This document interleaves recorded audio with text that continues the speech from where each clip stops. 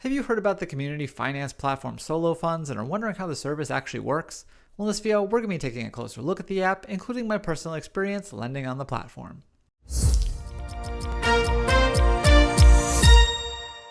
Hey everyone, this is Kyle from Fione, your financial resource for a changing world. For app reviews, credit card reviews, travel tips, and more, be sure to subscribe, and thanks for hitting that like button. SoLo Funds is what I'd call a true peer-to-peer loan platform, where lenders can select which borrowers they'd like to loan money to. Of course, while the service may be easy to use, there are a few important things to know and be aware of. So, how does SoLo Funds work and is it worth it? Let's take a look at what I've learned from lending on the app. The first things to know about SoLo Funds is how it works for borrowers and how it works for lenders. With SoLo Funds, borrowers can request short-term loans. To do so, they'll state how much they're seeking, as well as a reason why they need the funds. Plus, borrowers can offer a tip to lenders who are willing to fulfill their loan. On the other end, lenders can view this info as well as a SoLo score. That's basically like a credit score that's specific to the platform. Lenders can also look more closely at a borrower's loan history on the service. Then, they can decide which loans they'd like to fund. For the record, I've only ever tried SoLo Funds as a lender, so this video will mostly focus on that, but there's something else we need to address first. Next, on an interesting note, something we need to talk about is the fact that SoLo Funds is currently being sued by the CFPB. In May of 2024, the Consumer Financial Protection Bureau announced that it was suing SoLo Funds, accusing the platform of misleading borrowers. Among their issues was the fact that the service advertises zero-interest loans, although most customers do end up paying far more than that for a couple of reasons. First, they note that the default loan option includes a platform donation, which is collected by SoLo. While this can be turned off, borrowers do need to go into their settings to opt out. On top of that, the Bureau found that while borrowers can request a loan without offering a tip to lenders, a very small percentage of these loans were ultimately fulfilled. To the CFPB's point, I do see how hiding the platform donation opt-out in settings is a bit shady. As for the tipping issue though, while this may be a problem, I'm not sure it's one that you can really blame on SoLo themselves. Nevertheless, I'll be keeping an eye on this suit and see what changes may come from it. When looking for people to lend to, the SoLo Funds app offers a few helpful filters and some basic info. In the top left corner of the Market tab, lenders will be able to see some different filter options, including arranging by SoLo score, amount,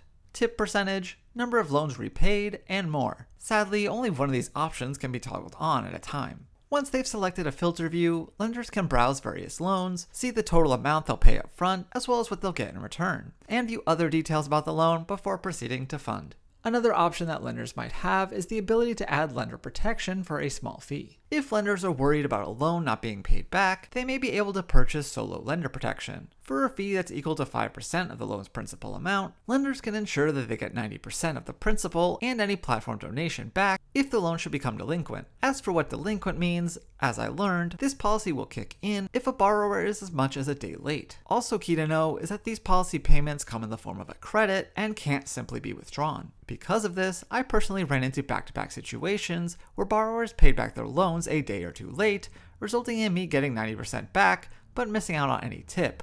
That's why I'd prefer a system where lenders could select just how delinquent they'd allow a loan to get before accepting a credit. Instead, I felt my insurance essentially backfired, with SoLo Funds reaping the benefits. Finally, as a lender, you can view all of your loan history, return rate, and more on the loans dashboard. To see how your lending history is working out for you, the Loans tab features all the info you need. This includes a return figure, as well as total contributions and total received. As you can see, mine is still negative from those back-to-back SoLo lender protection payouts. This tab is also helpful for seeing when your current loan payments are due back, and look at loans past. Overall, while I can appreciate the intent of SoLo Funds, I have some mixed feelings on what the platform has to offer for borrowers.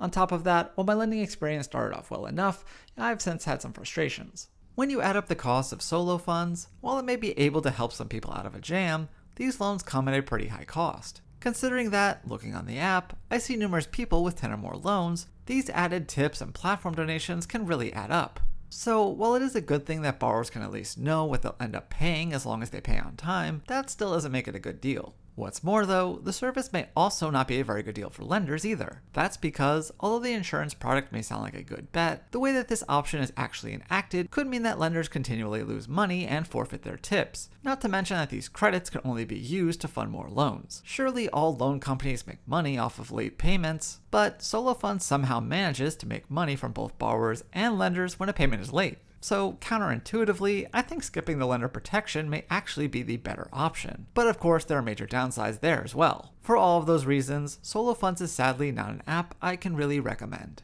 Hopefully this gives you a better idea about what SoLo Funds is all about, but for more on the app, I'll have a link to my full written review in the description box down below or on the screen right over here. Also, if you've used SoLo Funds in the past or have any thoughts about it otherwise, I'd love to know what they are, so be sure to leave them in the comments. So thanks again for watching, and I will see you next time here on Finey.